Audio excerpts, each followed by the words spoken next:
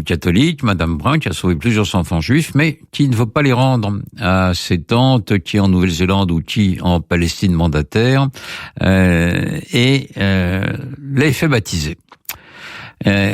Alors là, la France des années 45-50 n'est pas les États du pape, c'est pas le pape qui décide, mais ce sont les lois de la République française.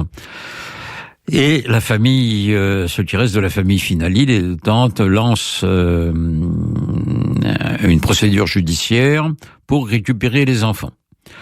Cette procédure judiciaire va durer quelques années, entre 46, 47 et 1953, mais finalement, la loi républicaine l'emporte et il est déclaré, ce qui est normal, que les enfants Finali ont subi un rapt d'enfants et que donc ils doivent être remis à leur famille.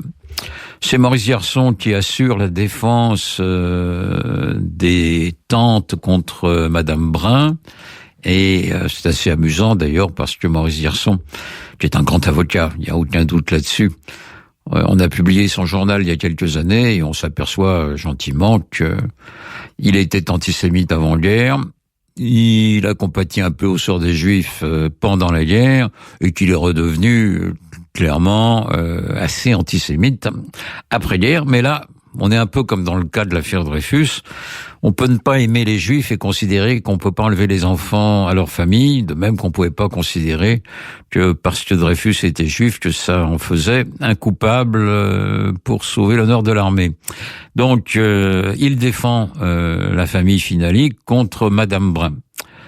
Jusque-là, l'Église faisait la sourde oreille. L'Église en France, c'est essentiellement Monseigneur Gerlier.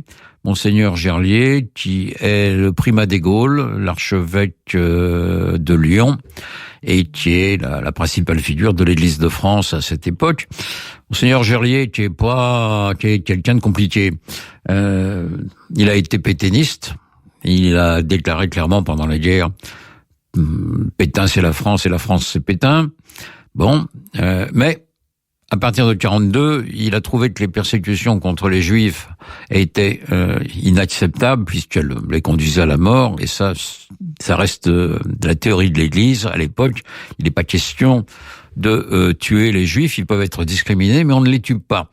Et donc, l'Église, avec Gerlier, se met à cacher les enfants juifs et à les sauver.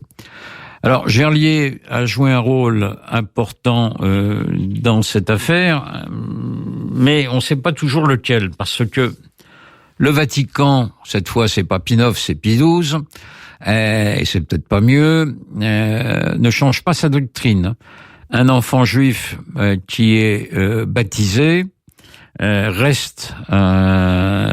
chrétien et il ne peut pas être remis à sa famille pour être rejudaïsé.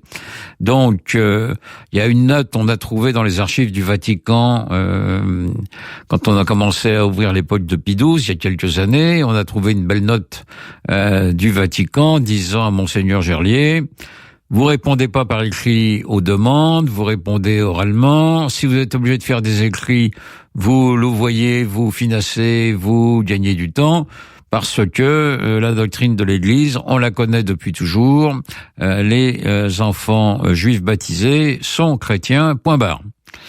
Donc, Gerlier fait ça, mais il y a ces jugements des différentes cours d'appel et le rabbin Kaplan qui vient d'être nommé, qui a été nommé il y a peu grand rabbin de France avec Henri Chili, décide que ça peut pas se passer comme ça et lance une véritable campagne de presse et une véritable action où les hommes politiques se mêlent de l'affaire pour que les enfants Finali puissent être rendus à leur famille.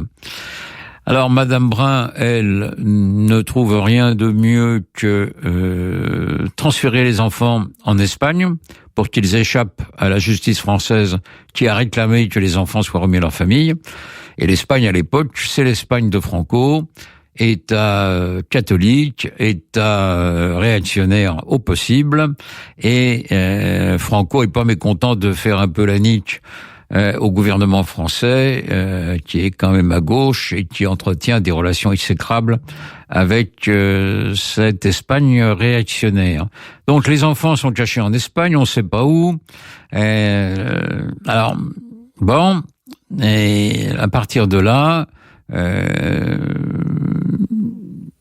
le rabbin Kaplan menace que l'affaire va continuer et que cette fois, c'est pas seulement Madame Brun qui peut être accusée de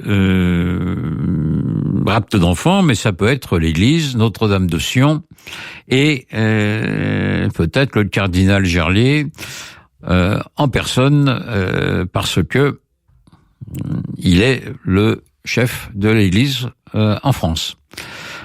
Alors on discute beaucoup.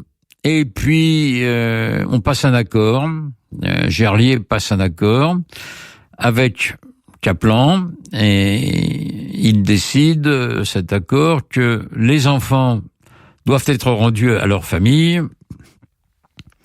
en échange de quoi le grand rabbinat et quelques autres ne porteront, arrêtent les poursuites judiciaires. L'accord est signé et comme par miracle, on retrouve les enfants dans un couvent espagnol et ils sont ramenés en France et remis à leur famille et partent en Israël immédiatement ou très vite pour être soustraits à toutes les pressions possibles qui pouvaient avoir lieu, et à partir de là, ils vivent en Israël. L'un va devenir médecin, l'autre va devenir officier dans le Sahel, et donc retrouver leur judéité et mener une vie normale. Alors, on voit là la différence avec l'affaire Mortara. Là, les enfants sont remis à leur famille, mais la théorie de l'Église a pas changé. C'est simplement que cette fois, c'est un peu la même affaire que Mortara, mais pas dans les États du Pape, mais en France. Et la France républicaine ne peut pas admettre qu'on enlève les enfants à leur famille. Aujourd'hui, qu'en est-il? Est-ce qu'une affaire Mortara ou une affaire Finali pourrait se passer aujourd'hui? J'ai posé la question au père Lesourd, qui est le chargé des relations avec le judaïsme dans l'Église de France, nommé par la conférence épiscopale, et il m'a dit clairement non. Le droit canon a changé et maintenant il est dit que même en cas de danger de mort, on ne peut pas baptiser un enfant en dehors de l'accord de la famille. Donc ces deux affaires ne pourraient pas se reproduire dans notre beau pays ou ailleurs, car heureusement l'Église catholique a changé de position et on ne baptise pas les enfants à l'insu ou contre le gré de leur famille. Une page est tournée, j'espère définitivement, et on ne voit plus ces enfants qui peuvent être entrer dans le sein de l'Église, alors que personne n'est d'accord là-dessus. Ce temps-là semble heureusement terminé. C'était Les personnages juifs ayant marqué l'histoire, un feuilleton proposé et présenté par Gérard Inger.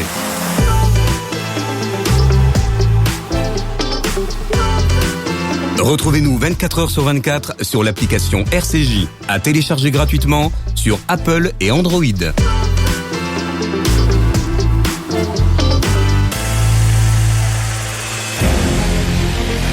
Les personnages juifs ayant marqué l'histoire, un feuilleton proposé et présenté par Gérard Inger. Bonjour. Je vous ai dit qu'on allait suivre l'actualité cinématographique pour parler de personnages juifs. On a vu l'affaire Mortara, qui fait l'objet du film de Marco Bellocchio, L'Enlèvement, avec une histoire très semblable qui se passe en France près d'un siècle plus tard, l'affaire Finali. Et là, on va jeter un coup d'œil sur Pierre Goldman, personnage tout à fait différent, dont le procès en 1979 a fait l'objet d'un film de Cédric Kahn, qui s'appelle le procès Goldman. Alors, qui est Pierre Goldman ? Pierre Goldman est né en 1944 à Lyon, d'une famille juive. Le père Alto Moïse Goldman est un militant communiste. La mère, qui se nomme Sochef-Socia, est également communiste.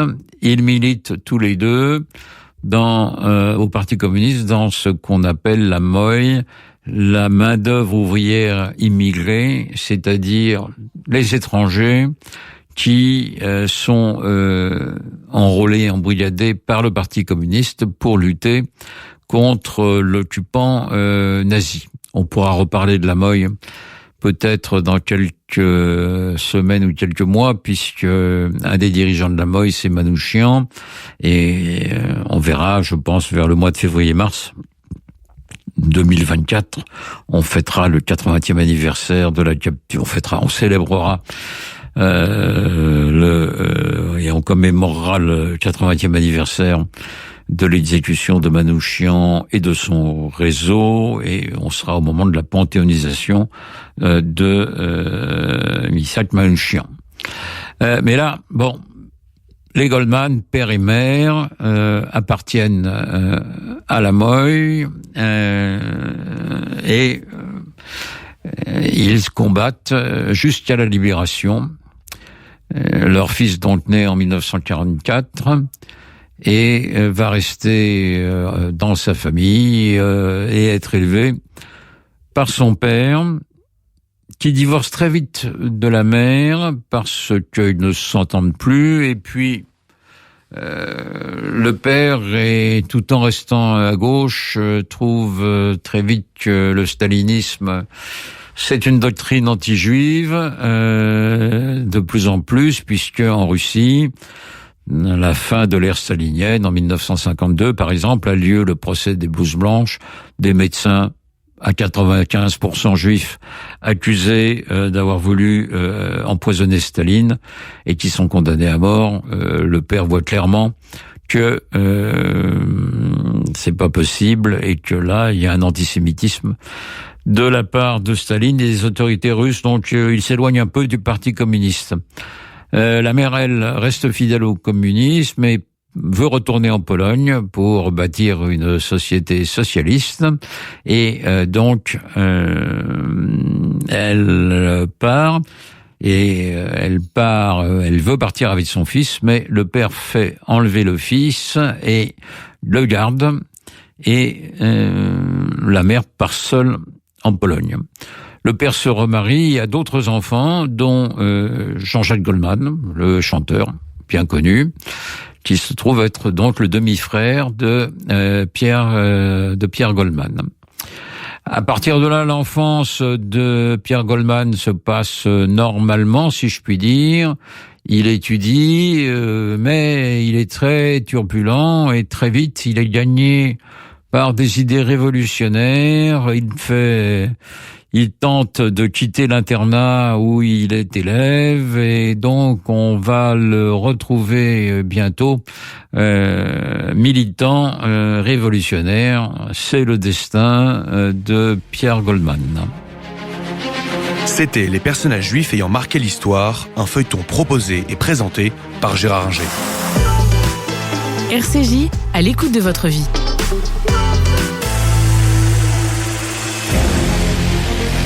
Les personnages juifs ayant marqué l'histoire. Un feuilleton proposé et présenté par Gérard Inger. Bonjour. Nous avons vu la dernière fois l'enfance et les origines de Pierre Goldman. L'adolescent Pierre Goldman est un garçon turbulent qui ne tient pas toutes les promesses que le père, Moïse Alter Goldman, espérait, parce que le père Goldman avait placé son fils dans un internat à Vernon dans l'Eure, et puis le jeune Pierre se révolte facilement, et donc il est viré à l'âge de 15 ans, de cet internat, au grand regret de son père. Il va faire des études très